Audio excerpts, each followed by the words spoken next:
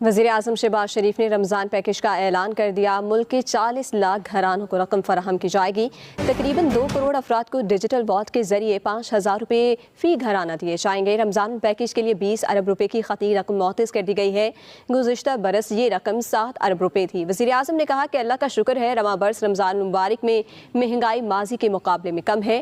رمضان package ملک بھر میں بلا تفریق متعارف کروایا جائے گا۔ جن لوگوں کو ابھی تک 5,000 اور 10,000 روپے کی رقم نہیں ملی، اب انہیں عید پیکج کے تحت ہر شناختی کارڈ پر 15,000 روپے کی رقم ملے گی۔